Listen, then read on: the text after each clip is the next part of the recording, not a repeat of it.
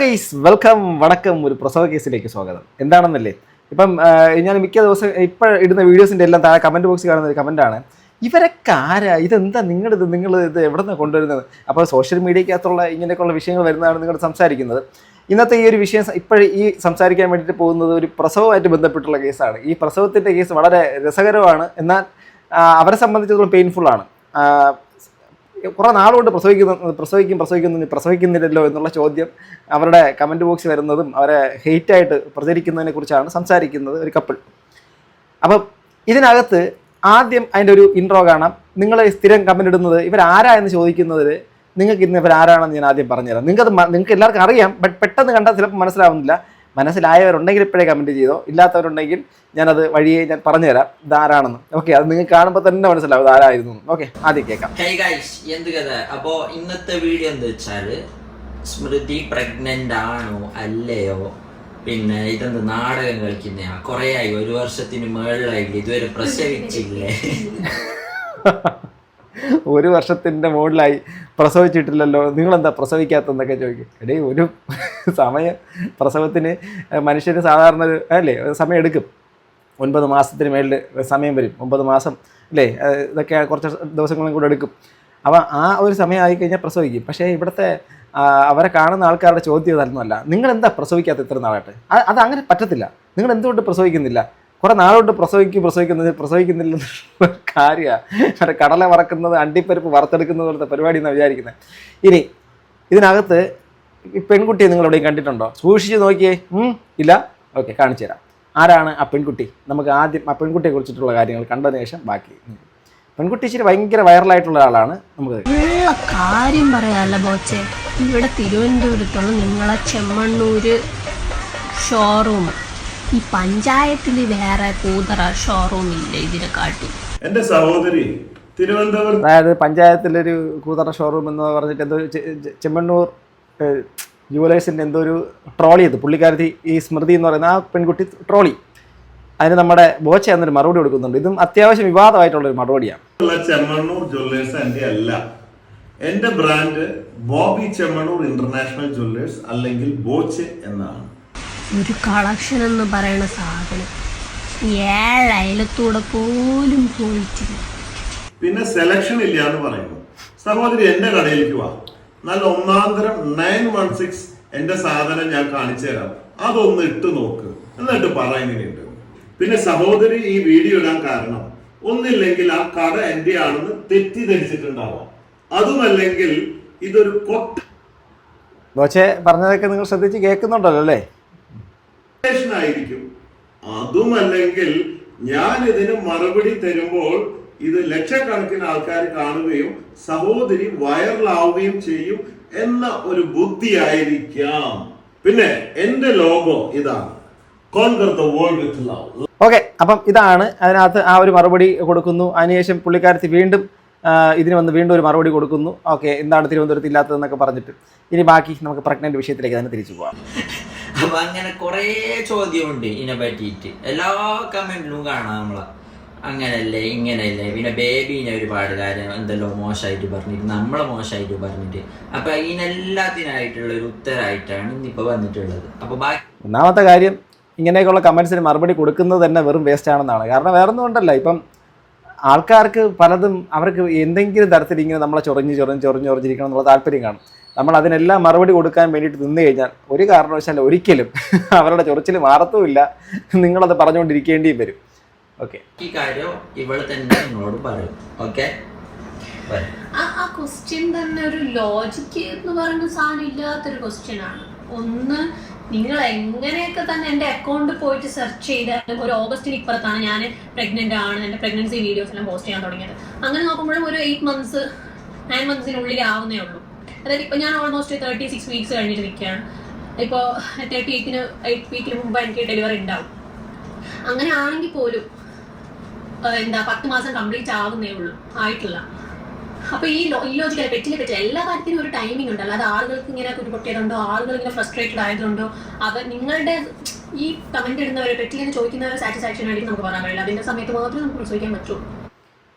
ഈ പ്രസവം എന്ന് പറഞ്ഞ സാധനം ഇതിനെ ഇങ്ങനെ ചോദ്യം ചെയ്യാൻ വേണ്ടിയിട്ട് എനിക്ക് മനസ്സിലാവുന്നില്ല ഈ ചോദിക്കുന്നവരുടെ മാനസികാവസ്ഥ. അറ്റ്ലീസ്റ്റ് ഈ കമൻ്റ് ഇടുന്ന ആൾക്കാർ സ്വന്തം അമ്മയോട് ഇന്ന് ചോദിക്കുക എത്ര മാസം എടുക്കും പ്രസവിക്കാൻ വേണ്ടിയിട്ട്. 10 മാസം എന്നുള്ള കാര്യം നമ്മൾ പണ്ടേ കേൾക്കുന്നതാണ്. 9 മാസത്തിന് ശേഷം എപ്പോൾ വേണമെങ്കിലും ചിലർ പ്രസവിക്കാൻ സാധ്യതയുണ്ട്. ചിലർ ആ ഒരു ടൈം എടുക്കും. 9 മാസവും 9 മാസവും 9 ദിവസവും അങ്ങനെ എന്തൊക്കെ എത്രയൊക്കെ ഇതൊക്കെ പറയുന്നത് കേൾക്കാം. എൻ്റെ അമ്മയൊക്കെ സ്ഥിരം അങ്ങനെ പറയും, ഞാൻ നിന്നെ പ്രസവിച്ചത് 10 മാസമോ 9 മാസം ഇത്ര ദിവസമോ അങ്ങനെ എന്തൊക്കെ പറയുന്നത് കേട്ടിട്ടുണ്ടായിരുന്നു. ചില ആൾക്കാരൊക്കെ ആണെങ്കിൽ ഈ നമ്മുടെ ഡെലിവറിയുടെ കോംപ്ലിക്കേഷൻസ് ഒക്കെ കാരണം നേരത്തെ സിസേറിയനായിട്ടൊക്കെ എടുക്കും. കാരണം നേരത്തെ അത്രയും മാസത്തെ കംപ്ലീഷന് വേണ്ടി വെയിറ്റ് ചെയ്യത്തില്ല. സിസേറിയനിലൂടെ എന്തെങ്കിലും കോംപ്ലിക്കേഷൻ, സിസ്റ്റിൻ്റെ ഇഷ്യൂസ് അങ്ങനെ പല കാര്യങ്ങളൊക്കെ ഉണ്ടെങ്കിലൊക്കെ പൊക്കിക്കൊടി ചുറ്റി കിടക്കുക അങ്ങനെ കുറേ പരിപാടികളൊക്കെ ഉണ്ടല്ലോ. അപ്പോൾ അതൊക്കെ കാരണമൊക്കെ ചിലപ്പോൾ നേരത്തെ അത് സിസേറിയനിലൂടെ കുട്ടിയെ പുറത്തെടുക്കും. അപ്പം ഇവിടെ ആണെങ്കിൽ ഈ പുള്ളിക്കാരത്തി നിറവേറോടുകൂടി നിൽക്കുകയാണ്. ഈ കാണുന്ന ആൾക്കാർ ആരാധകരുടെ അസ്വസ്ഥത കൊണ്ടാണോ എന്നറിയത്തില്ല. അവർക്ക് ഇത് നിങ്ങളിത് പ്രസവിക്കും, പ്ലീസ് നിങ്ങൾ വേഗം ഒന്ന് പ്രസവിക്കും. എന്തോന്നറിയത് വണ്ടി കളിയോ? പറഞ്ഞ വാക്ക് ശ്രദ്ധിക്കണേ, വണ്ടി കളിയോ എന്നാ ചോദിച്ചത് കേട്ടോ, വേറെ ഒന്നുമല്ല. അപ്പം നിങ്ങൾ വായിത്തോന്നിയെന്ന് വെച്ച് പറയുമ്പോൾ ലോജിക്കലിയും കൂടെ ഒന്ന് ചിന്തിക്കുക. ഞാൻ നേരത്തെ പറ്റതൊന്നും നിങ്ങൾക്കൊന്നും കിട്ടാനൊന്നും പോകുന്നില്ല. അപ്പം പിന്നെ ആ ഇല്ലോജിക്കൽ ക്വസ്റ്റ്യൻ നിങ്ങൾ കീപ് ഇറ്റ് യുവർ സെൽഫ്. പിന്നെ വേറെ എന്ത് പറയാനുള്ളത്, എൻ്റെ ആ ജേർണീനെ പറ്റിയിട്ട് അങ്ങനെ വലുതായിട്ടൊന്നും പറയാനില്ല. പിന്നെ നിങ്ങളും എന്നെ പോലെ പ്രഗ്നൻറ്റ് വുമൺ ആണ് അല്ലെങ്കിൽ മോമൊക്കെ ആണെങ്കിൽ മാക്സിമം നിങ്ങളെ എനിക്ക് പറയുന്നത് മാത്രം കേൾക്കാൻ നോക്കുക. അല്ലാതെ അവിടെ നിന്ന് ഇവിടുന്നൊക്കെ കുറേ ഉപദേശം വരും, ഇങ്ങനെ ഇരിക്കരുത്, ഇങ്ങനെ നടക്കരുത്, ഇങ്ങനെ കിടക്കരുത്, അങ്ങനെ എല്ലാ സൈഡിൽ നിന്ന് എല്ലാ ഫ്രസ്ട്രേറ്റിംഗ് ഉപദേശങ്ങളും കേൾക്കാതിരിക്കുന്നതായിരിക്കും നല്ലത്. ആക്ച്വലി ഇതൊരു സത്യസന്ധമായ കാര്യമായിരിക്കാം. ഇപ്പം ട്രഡീഷണൽ വേയിലൂടെ പ്രസവിക്കുന്ന ഒരു സാധാരണ ഒരു നാട്ടിൻപുറത്തുള്ളൊരു സ്ത്രീ ആണെങ്കിൽ സത്യം പറയാമല്ലോ, നമ്മളെ ഡോക്ടറാണ് ട്രീറ്റ് ചെയ്യുന്നത്. സ്വാഭാവികമായിട്ടും ഡോക്ടറിൻ്റെ ഇതിൽ തന്നെയാണ് ഇപ്പം നമ്മുടെ ആ സമയം മുതൽ അയൺ ടാബ്ലറ്റ് കഴിക്കണം, ഫോളിക് ആസിഡ് അയൺ ടാബ്ലറ്റ് ഇങ്ങനെയുള്ള സംഭവങ്ങൾ കഴിക്കുക, പിന്നെ മൾട്ടി വൈറ്റമിൻസ് കഴിക്കുക, ഇങ്ങനെ ഫുഡ് മറ്റുള്ള സാധനങ്ങളൊക്കെ നന്നായിട്ട് കഴിക്കുക, നല്ല കുട്ടിക്ക് പൂർണ്ണ ആരോഗ്യം വേണം, ഇതൊക്കെ പല കാര്യങ്ങൾ. പക്ഷേ ഇതിനപ്പുറത്തേക്ക് ഒരു നാട്ടിൻപുറ സ്റ്റൈൽ അല്ലെങ്കിൽ ഒരു പശ്ചാത്തലത്തിൻ്റെ സെറ്റപ്പ് എന്നൊക്കെ പറഞ്ഞ് അല്ലെങ്കിൽ ഈ ഉപദേശകരുടെ ഒരു വൃന്ദമുണ്ട്. അതെന്താ അങ്ങനെ നടക്കുന്നത്? വൈകുന്നേരം 6 മണിക്ക് ശേഷം മുകളിൽ കൂടെ പക്ഷി പറക്കും.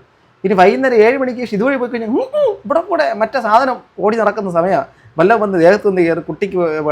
ആക്ച്വലി ഇവരൊക്കെ ആ പരമ്പരാഗതമായ ചിന്താഗതി വെച്ചിട്ട് സംസാരിക്കുന്നതാണ്, അവരെ കുറ്റപ്പെടുത്തുന്നതല്ല കേട്ടോ. കാരണം ഇത് കാണുന്നതിനകത്ത് ഒരുപാട് അമ്മമാർ കാണും. ഇത് കണ്ടിട്ട് ഇവൻ എന്തുവാടാ ഈ പറയുന്നത്, നിന്നെ ഒരു അമ്മ പ്രസവിച്ചല്ലടാ എന്നൊക്കെ എൻ്റെ അടുത്ത് ഇപ്പോൾ ചോദിച്ചു കളയും. നിങ്ങളൊന്നും കുറ്റപ്പെടുത്തി പറയുന്നതല്ല, ആ ഒരു സംഭവം. ഇപ്പം ഇന്നത്തെ കാലഘട്ടത്തിലെ പിള്ളേരോട് പോയിട്ട് ഇത് അങ്ങനെ ചെയ്യരുത്, ഇങ്ങനെ ചെയ്യരുത്, ഈ ഒരു സംഭവങ്ങളൊക്കെ പറയാൻ വേണ്ടി പൊക്കഴിഞ്ഞാൽ ശരിക്കും പറഞ്ഞാൽ നിങ്ങൾ പരിഹാസപാത്രമാകുമെന്നുള്ള കാര്യമാണ്. പിന്നെ എസ്പെഷ്യലി ഈ കാര്യത്തിനകത്തൊക്കെ ഡോക്ടേഴ്സ് നൽകുന്ന അഡ്വൈസ് സ്വീകരിക്കുക, അതിനുള്ള ഭക്ഷണം കഴിക്കുക, റെസ്റ്റ് എടുക്കുക, പിന്നെ നടക്കുക, അങ്ങനെ കുറേ കാര്യങ്ങളൊക്കെ ഉണ്ടല്ലോ. പിന്നെ ചിലർക്കാണെങ്കിൽ നല്ല ബെഡ് റെസ്റ്റ് തന്നെ പറയും, കൂടുതൽ യാത്ര ചെയ്യാൻ പാടില്ല, ഒരുപാട് സൂക്ഷിക്കേണ്ടതാണ്. എന്നാൽ ഈ കുട്ടി പറഞ്ഞതുപോലെ കുറേ അധികം ആൾക്കാർ ഇങ്ങനെ പറയും, ഒരാളല്ല. ഇപ്പോൾ വീട്ടിൻ്റെ അകത്തുള്ളവരും പുറത്തുള്ളവരും നടന്നു പോകുന്നവരും ദൂരെ നിന്ന് കാണുന്നവരടക്കം ഇതിനകത്ത് അത് ചെയ്യരുത്, ഇത് ചെയ്യരുത്, മറ്റത് ഇടരുത് എന്നൊക്കെ പറയും. അത് ഫ്രസ്ട്രേറ്റിംഗ് ആണ് സംഭവം. അങ്ങനെ സംഭവിക്കും, കുഞ്ഞിങ്ങനെ സംഭവിക്കും. അങ്ങനെ ഓവറായിട്ടുള്ള ഈ ഓൾഡ് സ്റ്റോറീസ് ഒന്നും നിങ്ങൾ കേട്ട് മനസ്സിലെടുക്കാൻ നിൽക്കാതിരിക്കണമായിരിക്കും നല്ലത്. നിങ്ങൾ നിങ്ങളുടെ ഗൈനക്കിനോട് അതിനെപ്പറ്റി ചോദിക്കുക. നിങ്ങളുടെ ഹെൽത്ത് ലെവലാണെങ്കിലും നിങ്ങൾക്കുള്ള ഡൗട്ടുകൾ എന്താണെങ്കിലും നിങ്ങളുടെ കൺസേൺ എന്താണെങ്കിലും നിങ്ങൾ നിങ്ങളുടെ ഗൈനക്കിനോടാണ് ഷെയർ ചെയ്യുക. അല്ലാണ്ട് നമ്മുടെ വീട്ടിലുള്ള മുതിർന്നവരായതുകൊണ്ട് അവർ പറയുന്ന എല്ലാ കാര്യമായിരിക്കും അതെടുക്കാം, ഇവർ പറയുന്ന എല്ലാം ശരിയാക്കി അതെടുക്കാം, അങ്ങനെ എല്ലാ ഹേർട്ടിലെടുക്കാതെ നിങ്ങൾ ഗൈനക്കിനെ മാത്രം ഫോളോ അപ്പ് ചെയ്യാനായിരിക്കും നല്ലത്. ഇപ്പോൾ ഒരു കാര്യമുണ്ട് ഇതിനകത്ത്. ഇപ്പം സ്വാഭാവികമായിട്ടും വീട്ടിൽ മുതിർന്ന ആൾക്കാരുണ്ടെങ്കിൽ അവർ ചില കാര്യങ്ങൾ പറയും, നമ്മളതിനെ ബഹുമാനത്തോടെ സ്വീകരിക്കുക. പക്ഷെ നമുക്ക് അതെല്ലാം പ്രാവർത്തികമാക്കാൻ പറ്റത്തില്ല എന്നുള്ളത്. പക്ഷെ അവരെ നമ്മൾ നിരാകരിക്കേണ്ട കാര്യമില്ല. ഞാൻ പറഞ്ഞ വീട്ടിലുള്ള ആൾക്കാരുടെ കാര്യമാണ്. നമ്മളെ വീട്ടിൽ മുതിർന്ന ആൾക്കാരുണ്ടാവും. വീട്ടിൽ മുതിർന്ന ആൾക്കാർ നമ്മുടെ അടുത്ത് പറയും ഇന്ന കാര്യങ്ങളൊക്കെ ശ്രദ്ധിക്കണം, ഇന്ന കാര്യങ്ങളൊക്കെ ചെയ്യണം. കാരണം അവർക്ക് സ്വാഭാവികമായിട്ട് അവരുടെ അടുത്ത തലമുറയിൽപ്പെട്ട ഒരു കുട്ടി വരികയാണ്. അപ്പോൾ അതിൻ്റെ ഒരു താല്പര്യവും ഉത്സാഹവും ഇതൊക്കെ കാണും, ഒരു സന്തോഷമൊക്കെ കാണും. അതുകൊണ്ട് തന്നെ ഒരു അല്പം കരുതൽ വളരെ കൂടുതലായിരിക്കും. പക്ഷേ ആ കരുതൽ ഈ കുട്ടിയെ സംബന്ധിച്ചിടത്തോളം ഒരാളിൽ നിന്നല്ല, പല ആൾക്കാരിൽ നിന്ന് കിട്ടുന്നത് കൊണ്ട് തന്നെ ഒരു ഗർഭിണിയെ സംബന്ധിച്ചിടത്തോളം വല്ലാത്തൊരു ബുദ്ധിമുട്ടുള്ള കാര്യമാണ്. എങ്കിലും ഈ പറയുന്ന ആൾക്കാരെയും വേദനിപ്പിക്കാതിരിക്കാൻ വേണ്ടി ഓക്കെ ശരിയെന്ന് പറഞ്ഞെങ്കിൽ പോകുക എന്നുള്ള അപ്പുറം എല്ലാം ഈ പറഞ്ഞ കണക്കിന് ഗൈനക്കോളജി പറയുന്നത് കേൾക്കുക എന്നുള്ളതാണ്. പിന്നെ മാക്സിമം ഹെൽത്തി ആയിട്ട് ഹാപ്പി ആയിട്ടിരിക്കാൻ നോക്കുക, അത്രയൊക്കെ ഉള്ളൂ. പ്രത്യേകിച്ച് ഇതിനെ പറ്റി ഞങ്ങൾ എന്തായിരുന്നു പറയാം, നമ്മൾ ഇപ്പോൾ ഒരു ടയർഡായിരിക്കും, നമുക്ക് സ്ട്രെസ്സും കാര്യങ്ങളും മൂഡ് സ്വിങ്സും ഒക്കെ ഉണ്ടാകും. കാരണം നമ്മളെ അമ്മമാർ നമ്മുടെ ഈ ഒരു സ്റ്റേജിൽ കൂടെ പോയവരാണെങ്കിൽ പോലും ഈ ഒരു ടൈമിൽ ചിലപ്പോൾ നമ്മുടെ മനസ്സിലുള്ളത് ചിലപ്പോൾ അവർക്ക് മനസ്സിലാവാൻ പറ്റിയെന്ന് വരണമെന്നില്ല. നമ്മുടെ ഫീലിങ്സ് അല്ലെങ്കിൽ നമ്മുടെ ആ ഒരു മൂഡ് എന്തായിരിക്കും, നമ്മൾ അല്ലെങ്കിൽ പെയിൻ എന്തായിരിക്കും എന്നൊന്നും അവർക്ക് ഫീൽ ചെയ്യാൻ പറ്റണമെന്നില്ല. ഇപ്പം നമ്മുടെ കൈ മുറിയുന്ന സമയത്ത് നമുക്ക് വേദനിച്ചിട്ടുണ്ടെങ്കിൽ പോലും വേറൊരാളെ മുറിഞ്ഞിരിക്കുമ്പോൾ നമുക്ക് ആ പെയിൻ ഫീൽ ചെയ്യണമെന്നില്ല. അപ്പോൾ നമ്മുടെ പെയിൻ ആണെങ്കിലും നമ്മുടെ ഹാപ്പിനെസ് ആണെങ്കിലും നമ്മുടെ എന്താണെങ്കിലും നമുക്ക് മനസ്സിലാവണ പോലെ സെക്കൻഡ് പാർട്ടി മനസ്സിലാവണമെങ്കിൽ അതുകൊണ്ട് നിങ്ങൾ എല്ലാവരെയും എല്ലാം ബോധിപ്പിക്കാൻ നിൽക്കാതെ സത്യം മനസ്സിലാക്കി നമുക്ക് വേണ്ടി നമ്മളൊക്കെ എന്ത് ചെയ്യാൻ പറ്റും എന്ന് നോക്കണമായിരുന്നു. പ്രസവം എന്നുള്ള കാര്യമല്ല, എന്ത് കാര്യമാണെങ്കിലും എനിക്ക് ആ ഒരു കാര്യത്തിനകത്ത് സെയിം ഒപ്പീനിയൻ തന്നെയാണ്. ഇപ്പം നിങ്ങൾക്ക് എല്ലാവരും പറയുന്ന ഒപ്പീനിയൻ കേട്ട് ജീവിക്കാനും പറ്റത്തില്ല. എല്ലാവരെയും ബോധിപ്പിച്ചുകൊണ്ട് ഒരു നല്ല അവർ പറയുന്ന ഒരു നല്ല ഇതായിട്ടങ്ങ് പോകാനൊന്നും പറ്റത്തൊന്നുമില്ല. ഒരുപാട് പേര് നിങ്ങളെ ഉപദേശിക്കാൻ കാണും, ഒരുപാട് പേര് നിങ്ങളുടെ നല്ലതെന്നും ഇങ്ങനെയാണ് സംവിധാനങ്ങളെന്നൊക്കെ പറയാനുള്ള ഇതൊക്കെ കാണും. ബട്ട് അതിനകത്ത് എന്തെടുക്കണ്ട എല്ലാം ഏതുവരെയൊക്കെ ആവാം എന്നുള്ള കാര്യമൊക്കെ നിങ്ങളുടെ തന്നെ തീരുമാനമായിരിക്കുന്നത് തന്നെയാണ് ലൈഫിന് എപ്പോഴും ബെറ്റർ. അല്ലാതെ ബാക്കിയുള്ളവരെ മനസ്സിലാക്കട്ടെ എന്ന് വിചാരിച്ചാൽ നമ്മളൊന്നും കൂടെ ഒന്ന് ഫസ്റ്റായിട്ട് ആവത്തേ ഉള്ളൂ. അപ്പം അങ്ങനെ കുറച്ച് കാര്യങ്ങളൊക്കെ ഉള്ളൂ. പിന്നെ എപ്പോഴും എല്ലാ കാര്യത്തിലും കുറ്റം കണ്ടുപിടിക്കാനും നെഗറ്റീവ് അടിക്കാനായിരിക്കും എല്ലാവർക്കും താല്പര്യം. അതുകൊണ്ട് നമ്മൾ ആ ഒരു സെക്ഷനിലോട്ട് പോകാതിരിക്കുന്നതായിരിക്കും നല്ലത്. പറയുന്നവരെന്താണോ പറഞ്ഞിട്ട് നിങ്ങൾ ഹാപ്പി ആയിട്ടിരിക്കാം, ഹെൽത്തി ആയിട്ടിരിക്കാം. പിന്നെ ഇതിനെ മറ്റേ നമ്മളെ ഡെലിവറി ഡേറ്റിനെ പറ്റി പറഞ്ഞു. ഓക്കെ. അപ്പം എൻ്റെ ഇടയിൽ എനിക്ക് സി സെക്ഷൻ ആണ്. അപ്പോൾ അതുകൊണ്ട് തന്നെ സി സെക്ഷൻ എന്ന് പറഞ്ഞാൽ സിസേറിയനാണ് സി സെക്ഷൻ എന്ന് പറയുന്നത്, എല്ലാവർക്കും അറിയണമെന്നില്ല. അപ്പോൾ അതുകൊണ്ട് തന്നെ എൻ്റെ ഡേറ്റ് ഫിക്സഡ് ആണ്. മാർച്ച് 26 നമ്മളെ ബേബി വരും. അപ്പം എല്ലാവരും നമ്മളെ ബേബി വന്നു എന്ന് ഉറപ്പായിട്ടും പറയുന്നതായിരിക്കും. ഞാൻ പെറ്റു എന്ന് ഞാൻ പറയുന്നതായിരിക്കും.